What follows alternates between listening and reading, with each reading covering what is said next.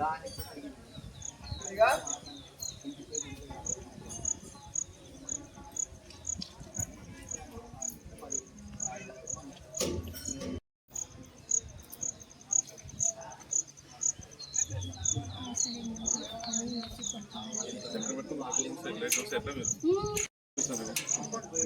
నంబరే నాకు దగ్గర లేదు.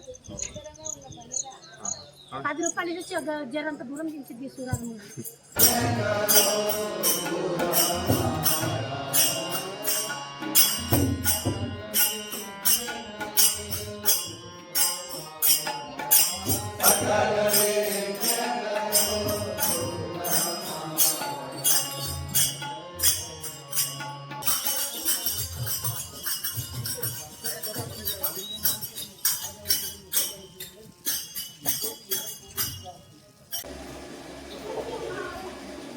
పబ్లిక్ ఆల్రెడీ తీసుకున్నాం.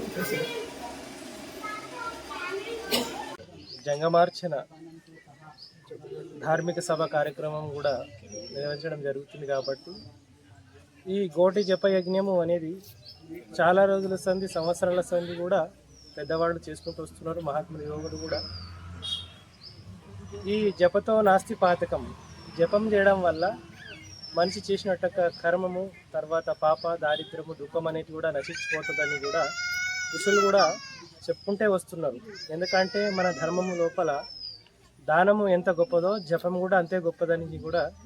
దానం చేయాలి అంటే కొంచెం సమయం పడుతుంది, దానికి సంపత్తి కావాలి. కానీ ఈ ధ్యానం కానీ జపం చేయాలి అంటే మనిషి మానసికంగా, ఆరోగ్యపరంగా ఇది ఒక సంపత్తి అని కూడా పెద్దవాళ్ళు మనకు అందరికీ కూడా అందిస్తున్నారు. కాబట్టి అదేవిధంగా గురు గంగాధర మహాస్వామి కూడా భక్తులందరికీ కూడా చాలా ప్రాంతాలలో కూడా ఈ కోటి జపయజ్ఞము, తర్వాత లక్ష బిల్వార్చన, ఈ సత్సంగ కార్యక్రమాలు కూడా నిర్వహించుకుంటూ వచ్చు.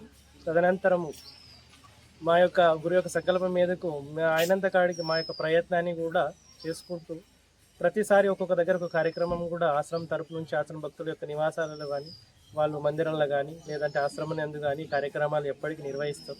విశేష రూపకంగా ఈరోజు తంగడపల్లి జంగమయ్య గుట్టలో ఈ కార్యక్రమాన్ని కూడా నిర్వహించడం జరిగింది. కాబట్టి ప్రతి మనిషి కూడా జన్మం ధన్యం చేసుకోవాలి అంటే మహాత్ములు ఎప్పుడో చెప్పిండ్రు. ఎందుకంటే సాహిత్యులు ఏం చెప్తారంటే, కాయవిడదాత్మ రాశిగా పరతర ముక్తికి ఉపాయుడు నిజశివ మంత్రవండ. ఏమన్నారంటే, ఈ శరీరాన్ని ఒకసారి భూమికి వచ్చిన తర్వాత ఈ శరీరం వచ్చింది కైలాసంకి వెళ్ళి మళ్ళీ కాయంతో పాటు కైలాసం పోవాలని ఒక పెద్దలకు అనుసూచిగా దీన్ని పెట్టుకొని ప్రతి మనిషి కూడా శివ పంచాక్షరి మహామంత్రం జపించాలి.